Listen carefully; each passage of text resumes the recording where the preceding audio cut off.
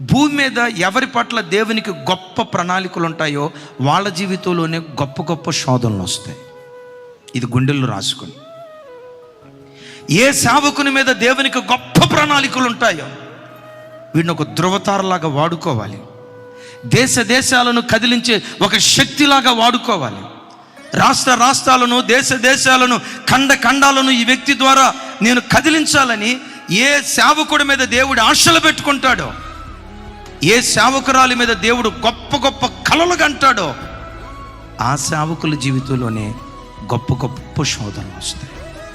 బిడ్డలారా, మీలో ఎవరైనా ఆధ్యాత్మిక జీవితంలో గొప్ప గొప్ప పోరాటాలు ఎదుర్కొంటున్నారా? భక్తిగా బ్రతకాలని ఆశపడినా, డాగు మచ్చ ముడతలేని నిష్కలంకమైన జీవితం ప్రభు కొరకు జీవించాలని హృదయమారా కోరుకున్నా, చివరికి హృదయపు తలంపుల్లో కూడా పాపం చేయని ఒక పవిత్రమైన జీవితం ప్రభు కొరకు జీవించాలని నీవెంతో ఆరాటపడినా, భయంకరమైన పోరాటం నీ జీవితంలో నువ్వు ఎదుర్కొంటున్నావా? అది దేనికి నిదర్శనమో తెలుసా? నీ మీద దేవునికి ఉన్న ప్రణాళికలు బహు గొప్పవి, బహు గొప్పవి.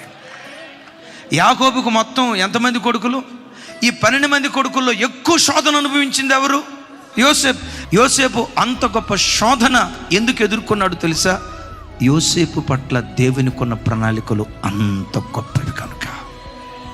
బిడ్డలారా, నీ మీద దేవునికి ఉన్న ప్రణాళికలు గొప్పవి కాబట్టే సాతాను పదే పదే నిన్ను టార్గెట్గా పెట్టుకొని, సాతాను పదే పదే నిన్ను గురిగా పెట్టుకొని ఈ బిడ్డను ఆధ్యాత్మికంగా పడగొట్టాలంటే ఏం చేస్తే ఈ బిడ్డ భక్తిలో పడిపోతుంది, ఈ సేవకురాలు ఏం చేస్తే భక్తిలో నుంచి వైదొలిగిపోద్ది, ఈ బిడ్డ పట్ల దేవునికి ఉన్న ప్రణాళిక నెరవేర్చబడకుండా ఉండాలంటే ఏ పాపంలో పడేయాలి, ఏ శోధంలో పడేయాలి, ఏ అపవిత్రతలో పడేయాలని ఎవరి మీద దేవునికి గొప్ప ప్రణాళికలు ఉంటాయో వాళ్ళనే సాతాను వెంటాడతాడు. జాగ్రత్త.